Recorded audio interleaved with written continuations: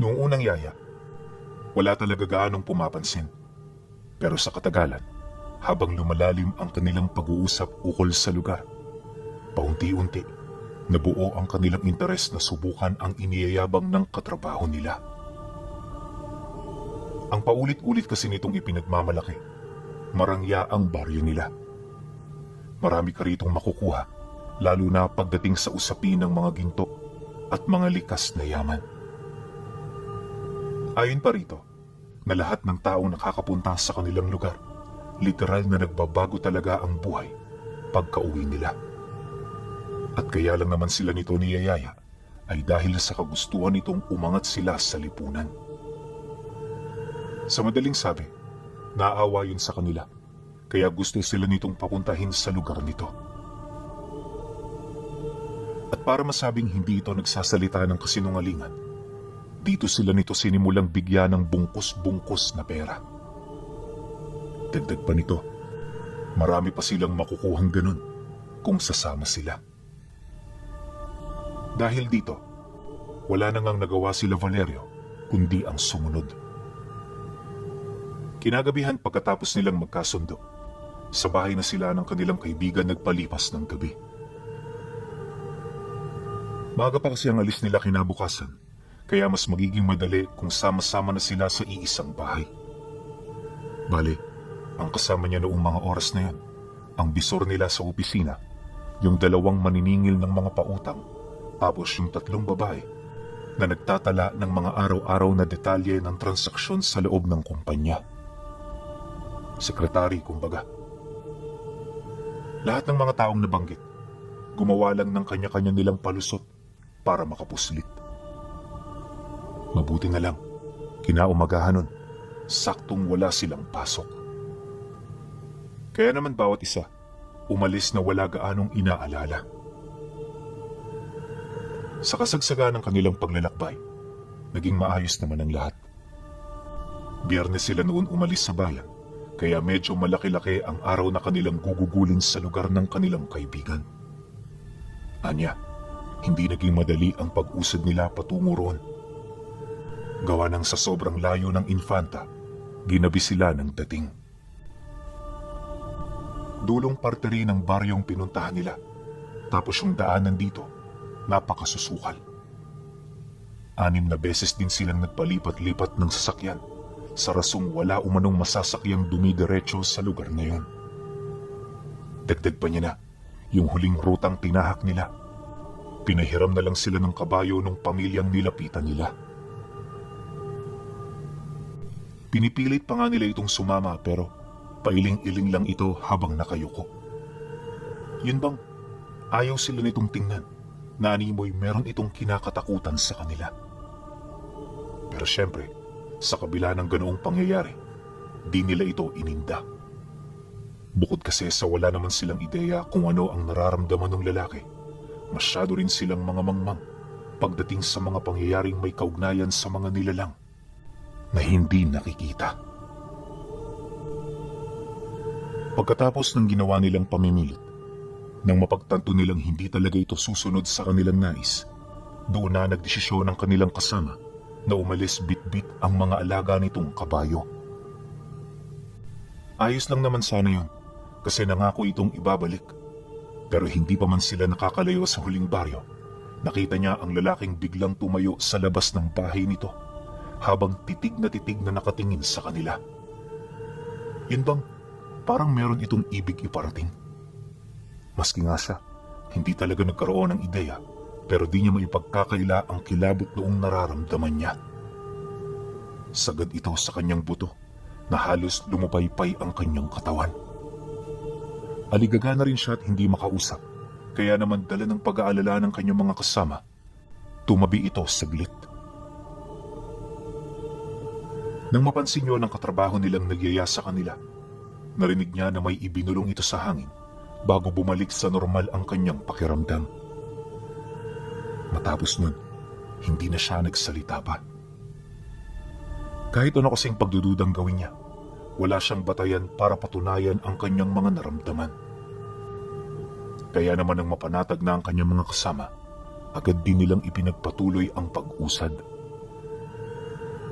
Mula roon, naging mabilis na ang kanilang pagbaybay ng daan, buhat sa mga kabayo na kanilang dala.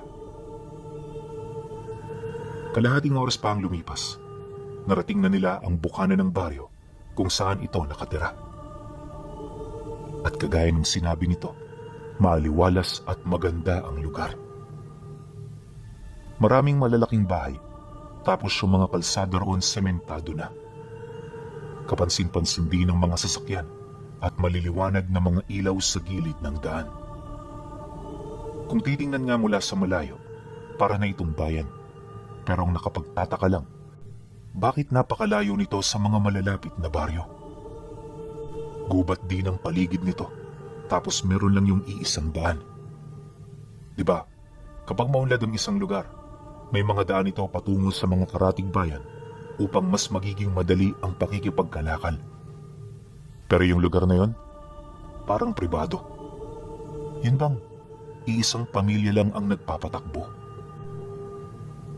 At sa pagpapatuloy ng kanyang pagmamasid, unti-unti na siyang napuno ng pagdududa. Di man niya yun nakukumpirma. Paulit-ulit na sinasabi ng kanyang kutob na meron doong hindi tama. At ano man yun, sigurado siya na mapanganib ito para sa kanilang lahat. Maya-maya pa, tumigil ang katrabaho nila sa harap ng malaking bahay. 2 palapag ito, tapos may malaki itong espasyo sa loob. Antigo na rin ang mga gamit, kasama ng mga modernong kagamitan upang mas mapaunlad ang pamumuhay nila. Wala ka rin doong maamoy ng kakaiba, kaya hindi talaga noon nagduda ang kanyang mga kasama. Hindi nagtagal, pinaupo na muna sila nito sa sala para pagpahingahin. Nag-utos na rin yon sa mga kasambahay nila para makapagtimpla ito ng kape. Pero si Valerio noon, hindi uminom. Hindi niya kasi talaga gusto ang mga ganoong uri ng inumin. Tsaka isa pa, gabi ni, kaya hindi talaga siya nun pwede dahil hindi siya makakatulog hanggang umaga. E balak pa naman niyang magkaroon ng mahaba-habang pahinga, kaya naman sapilitan siyang tumanggi. Pilit pa siya noong inaalok ng kanyang mga katrabaho, pero di rin naman ito umubra. Kaya naman nung mapansin na ng mga itong naiirita na siya, nagpasya na yung tuluyan siyang tantanan. Ngunit ang hindi alam ng mga ito, na ang kapeng yun pala ay ang paunang laso na ipinasok ng nilalang sa kanilang mga katawan. Kinaumagahan maliban sa kanya, lahat ng kasama nila ay biglang nakaramdam ng pananakit ng ulo. Siyempre, agad na tumulong ang katrabaho nilang taga roon dahil na rin sa pag-aalala nito. Si Valerio naman, halos magkandara pa na rin sa paghahanap ng lunas para makatulong sa grupo.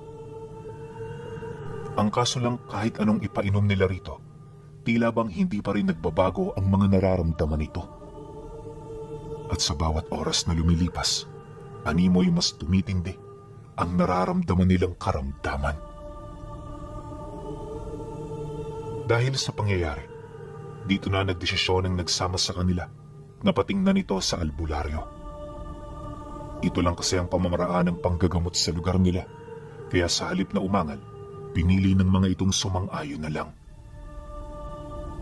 Bawat isa, baon-baon ang dasal na sana'y gumaling na sila pagkatapos silang matingnan ng manggagamot.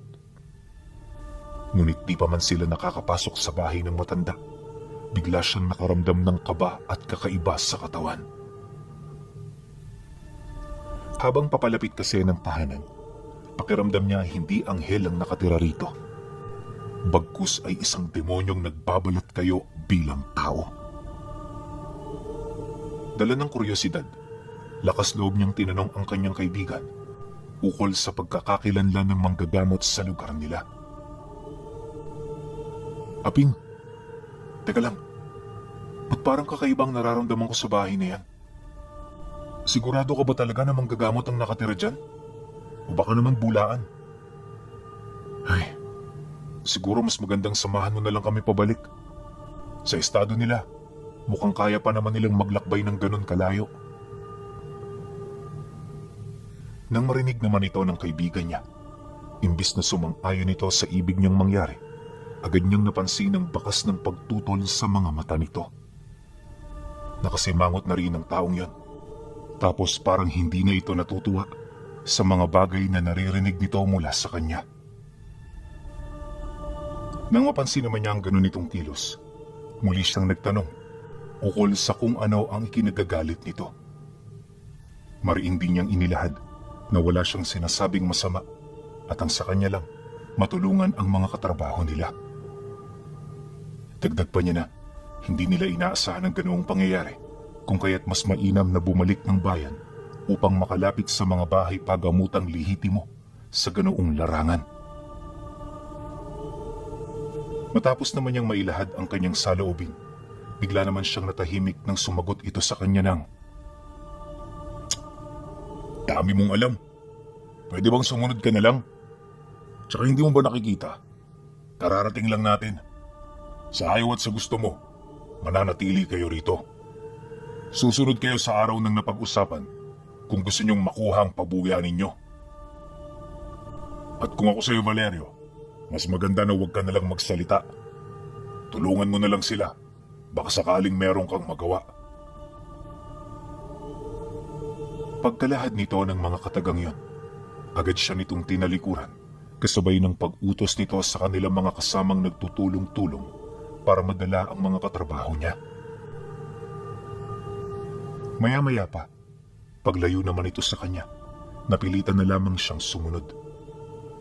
Naisip niya na kung hindi naman niya ito mapipigilan, mas mainam na masaksihan niya ang mga susunod na kaganapan. Hindi naglaon.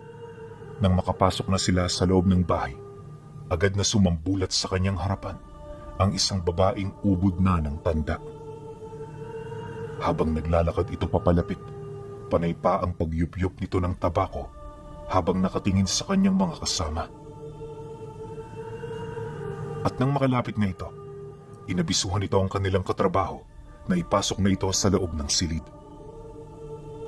Ayon sa matanda, hindi biro ang karamdaman ng kanilang mga kasama, kaya kinakailangan na nila itong magamot ora mismo.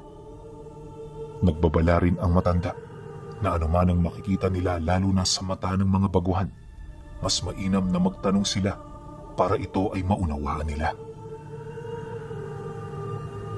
Matapos nitong makapagsalita, dali-dali na silang naglakad patungo sa loob ng isang silid.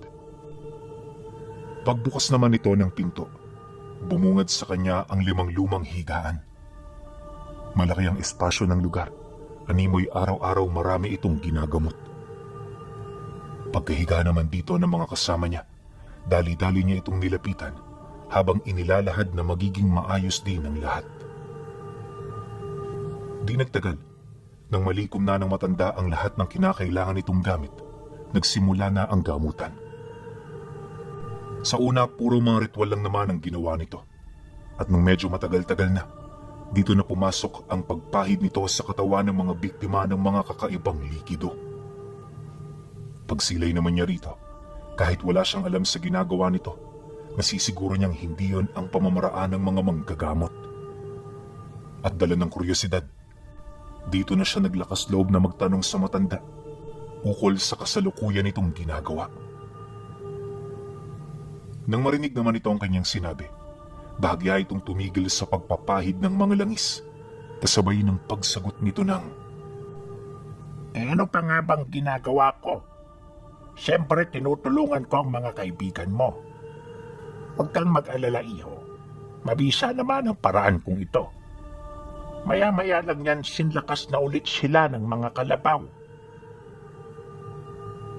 Kasabay ng pagwika nito, ay yung pagramdam niya ng tila bang bumibigat ang katawan niya. Nawala na rin siya ng lakas na tumitig sa matanda dahil kapag ginagawa niya ito, para nitong sapilitang hinihigop ang kanyang enerhiya. Nakaramdam din siya ng kakapusan ng hangin, kaya naman hindi niya na natagalan pa ang pananatili roon. Pero ilang minuto lang ang lumipas pagkalabas niya ng bahay, agad din naman siyang bumalik sa loob nito. Kung saan dito na nga niya nakita ng sarili niyang mga mata ang pagpapakain ng matanda sa mga katrabaho niya ng mga kakaibang bagay na hindi naman niya mawari kung ano. Basta sobrang baho nito. Tapos hindi talaga yun katanggap-tanggap sa kanyang sikmura. Ni isang segundo nga, di niya na kayanang manatili. Kaya naman hanggat may sariwang hangin pa sa loob ng katawan, di na siya nagdalawang isip na lumabas. Pagdating niya sa bakuran ng bahay, doon niya na unti-unting pinag-isipan ang mga nangyari. Alam niya kasi na hindi pangkaraniwan ang mga bagay na kanyang nakita, kung kaya't nagdesisyon siyang kausapin ang katrabaho nila paglabas na paglabas nito. Ang problema lang, di rin naman niya ito nagawa dahil nung lumabas na ang grupo, nakita niya na masaya na itong kausap ng mga katrabaho nila. At sa estado ng mga taong yon, mukhang hindi man lang ito tinamaan ng malubhang karamdaman. Dala ng pagtataka, agad naman niya itong nilapitan. Pilit niya yung tinanong ukol sa mga nangyari, ngunit sa kasamaang palad parang wala itong natatandaan. Paulit-ulit din niyang ibinabahagi ang lahat ng karanasan nila. Pero yung mga kausap niya, wala na sa tamang wisyo. Dahil dito, minabuti na lamang niyang tumahimik. Hindi na siya nagsalita pa, gawa ng alam niya sa kanyang sarili na wala rin naman siyang maririnig na matinong sagot mula sa mga ito. Pagbalik naman nila ng bahay ni Aping, bumungad sa kanila ang mga kamag-anak nitong nagluluto ng iba't ibang putahe. May tugtugan na rin sa bakuran ng bahay, tapos marami na rin doong nag-ayos na animoy may papasapit na selebrasyon. Nang mapansin naman yun ng kanyang mga katrabaho, dito na ito nagtanong kay Aping ukol sa kasalukuyang nangyayari. Wala yan. Isang normal na selebrasyon para sa inyo. Kapag kasi may dumadayo rito, nakagawian na naming maghanda bilang pagpapakita ng aming pasasalamat sa kanila. Ngayong gabi kayo ang sentro ng lahat. Kaya mga kaibigan, magbihis kayo ng maganda. Huwag kayong mahiya at ituring niyo ang lahat ng tao rito bilang mga kapamilya. Wika ni Aping sa kanila. Nang marinig naman yun ang kanyang mga kasama, dali-dali naman itong pumasok sa kanilang silid. Magmula noong gumaling ito mula sa kanilang sakit, tila bang kapansin-pansin ang hindi nito pakikipag-usap sa kanya. Kung kumilos din ang mga ito, parang hindi siya kasama, kaya naman medyo naiilang na rin siyang sumabay sa grupo. Ayon sa kanya, na kung meron lang masasakyan noong mga oras na yon, uuwi na talaga siya. Bukod kasi sa hindi na siya komportable, ramdam niyang hindi na siya ligtas sa lugar.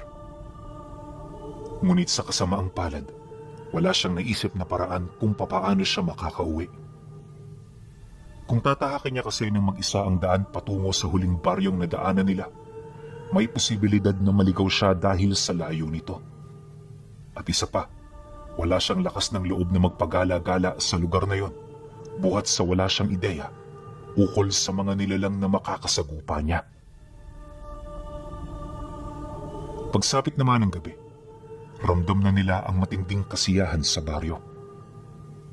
Pagtawag sa mga pangalan ng kanyang kaibigan, dali-dali namang lumabas ang mga ito. Si Valerio naman noon, medyo nagdadalawang isip pa hanggang sa napansin niya na hindi tinawag ang pangalan niya. Kaya naman imbis na lumabas, minabuti na lang niyang sumilip sa ikalawang palapag. Ang buong akala niya kasi, nakalimutan na siya ng mga tao sa lugar. Sumagi rin sa kanyang isipan na hindi talaga siya imbitado, kaya naman nawalan siya ng lakas na humarap sa mga ito. Ilang minuto pa ang lumipas. Dito niya nasilayan ang masayang kaganapan sa labas ng bahay. Lahat puro masasaya. Animoy mga malalapit talaga ang mga ito sa bawat isa. Ngunit, habang tumatagal ang selebrasyon, dito niya na unti-unting napapansin ang mga bagay na hindi dapat naroon. Ayon kay Valerio, habang pinagmamasdan niya ang mga tao sa lugar, kapansin-pansin ang paglalaway ng mga ito. May mga pagkakataon ding kumukulubot ang kanilang mga balat na animoy hindi nila ito pagmamay-ari. At ang mas nakakaalarma pa, Paminsan-minsan nakikita niyang umiitim ang mga mata ng mga taong imbitado. Kalaunan, pagkatapos naman ng kasiyahan, biglang binalot ng katahimikan ang buong paligid. Isa-isa na ring namatay ang mga sulong nakapalibot hanggang sa ang natira na lang yung mga malalaking siga na ikinalat ng mga ito sa labas ng bakuran. Maya-maya pa, laking gulat na lamang niya nang may marinig siyang sigaw ng mga kababaihan. Wala siyang ideya kung saan ito nagmumula, hanggang sa may nakita siyang grupo ng mga kalalakihan na mayroong pasan-pasang kawayan kung saan nakagapos ang mga ito. At lahat ng mga biktima, literal na wala ng saklot sa katawan. Butot balat na rin sila, tapos punong-puno sila ng pasa na animoy binugbog muna bago ito igapos. Nang marating naman ang mga ito ang entablado, isa-isa itong ibinaba ng mga lalaki. Inalis na rin ito ang lubid para naman kahit papaano maging komportable ang mga ito. Matapos ang mga pangyayari, dito na muling nagsigawan ang mga nilalang. Bawat isa tuwang-tuwa, nanimoy isang masayang pagtatanghal ang kanilang nasisilayan. Di nagtagal, pagtila ng sigawan, may lumapit doong matandang babae na merong daladalang matalas na patalim. Ito ang ginamit nito upang laslasan ng liig ang lahat ng babaeng naroon. Nang may sakatuparan na ito ng matanda, bigla naman yung bumulagta kasabay ng dali-daling paglapit ng mga nilalang na kanina pang naghihintay. Bawat dugong dumadaloy sa entablado, hinigop ng mga ito na parabang matagal na silang hindi nakatikim ng ganon. Maya-maya pa, naglabas na rin ng matatalas na sundang ang iba para simulan na ito ay tadtarin. At sa sobrang gulo ng mga ito, halos magkalat ang karne ng mga biktima sa paligid. Kahit madumi na, patuloy pa rin sa pagtadtad bago ito ilagay sa kawang may kumukulong tubig. At nang mapakuluan na ang mga karne, agad itong iniahon ng mga nilalang, sabay inilibot sa mga taong kanina pang takam na takam. Kitang-kita mismo ni Valerio kung papaano ito lamunin ng mga nilalang kasama ng kanyang mga katrabaho. Dala ng gulat at matinding takot, dahan-dahan naman siyang gumapang pabalik sa loob ng kanilang silid. At para hindi siya matagpuan ng mga nilalang, pinag-igihan niya ang kanyang pagtatago. Awa naman ng Diyos, hindi siya natuklasan ng mga ito hanggang sa sumapit ang sumunod na araw. Nang mapansin naman niyang may liwanag ng pumapasok sa silid, dito pa lamang siya napabalikwas sa hinihigaan niya, kasabay ng pagsilay niya sa kanyang mga kasama. Sa estado ng mga ito, animoy akalain mo talaga ng mga pangkaraniwan pa itong tao. Bukod sa ganun pa rin naman ang itsura nila, wala kang makikitang halos malaking pagbabago maliban sa pamamaraan nila ng pag-iisip. Dagdag pa niya na, kahit natatandaan pa rin naman siya ng mga ito, aminado siya na lahat ng iyon, pawang panlalaro na lang. Pagpatak ng 8:00 ng umaga, dito na sila nagsimulang kumuha ng mga ipinunta nila. Sako-sakong bato na may mga ginto ang ibinigay noon sa kanila ni Aping, pero lahat ng iyon hindi niya pinagkainteresan. At nang mapansin naman ito ang kakaiba niyang kilos, bigla itong ngumisi, kasabay ng dahan-dahan itong paglapit. Anong problema, Valerio? Akala ko ba gusto mong yumaman ng biglaan? Ito na ang pagkakataon mo, kaya bakit mo pa sinasayang? Tsaka, huwag mo nang lalahanin ng mga kaibigan mo. Sa amin na ang mga yan. Napakaswerte mo, sapagkat hindi ko inaasahan na meron ka palang daladalang pangontra. Malakas ang pangontrang taglay mo, at yan ang rason kung bakit hindi ka namin pwedeng galawin. Pero huwag ka magpakakampante, dahil sa oras na malaman ko na ikinalat mong tungkol sa aming lahi, kapag nakabalik na kayo, meron kang kalalagyan. Pagkarinig niya sa sinabi nito, di na siya umimik pa. At sa halip na sumagot, tumango na lamang siya hudyat ng kanyang pagsang-ayon. Dumaan pa ang mga araw. Hindi lang ang nangyayaring pagkatay sa mga naunang biktima ang kanyang nasaksihan. Nakita rin niya sa lugar kung papaano lamunin ng mga ito ang mga sanggol na nakuha nila sa katawan ng mga buntis kasama ng mga walang kalaban-labang mga bata. At habang nasasaksihan niya ang mga ito, pakiramdam niya sa lugar na yon, matagal na itong iniwan ng Panginoon. Paunti-unti, tanging ang kanyang sarili na lamang ang kanyang inaalala hanggang sa dumating ang araw ng pag-alis nila. Huli na nang nalaman niya na kaya pala ginagawa ito ni Aping ay para makapanghakot ng mga bagong miyembro sa mga kabayanan. Ito kasi ang magiging daan ng mga nilalang upang mas madali silang makakuha ng kanilang mga biktima. Nalaman din niya na sa loob ng halos 200 taon, siya pa lamang ang katangi-tanging tao na nakaligtas ng buhay sa lugar na yon. Di niya mawari kung paano ito nangyari. Ngunit base sa sinabi ni Aping sa kanya, dahil umano ito sa rosaryo na kanyang dala. Nang marinig naman niya ang tungkol dito, bigla siyang binalot ng takot kasi yung rosaryong yon, siya lang ang nakakaalam nun. Pamana ito ng lola niya na namatay pa noong panahon ng gera. Dagdag pa niya na laking pasasalamat na lamang talaga niya at nakasanayan niya itong palaging dalhin. Dahil kung nataong hindi, malamang sa malamang, hindi niya na maisasalin sa kanyang mga anak ang tungkol sa kwentong ito. Pagdating nila noon sa huling baryong dinaanan nila, agad namang isinoli ni Aping ang mga gamit nilang kabayo. Di nagtagal, nang akmang aalis na sila, naglakas loob siyang magpaiwan. Nakita na naman kasi niya yung lalaking may-ari ng kabayong yon, na pasimple lang na nakatitig sa isang tabi. Dahil dito napagtanto niya na mas mainam na humiwalay na siya sa kanyang mga kasama para masiguro ang kanyang kaligtasan.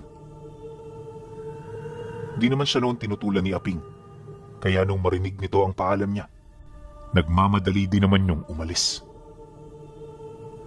At nang makalayo na ang mga ito, doon na siya unti-unting nilapitan ng mga taga-baryo. Bakas sa mukha ng mga taong yon ang matitinding pagdududa hanggang sa dito na niya ipinakita ang rosaryo na kanyang daladala. Pagsilay naman ng mga ito sa bagay na yon, agad na nawala ang mga katanungan sa kanilang mga mukha.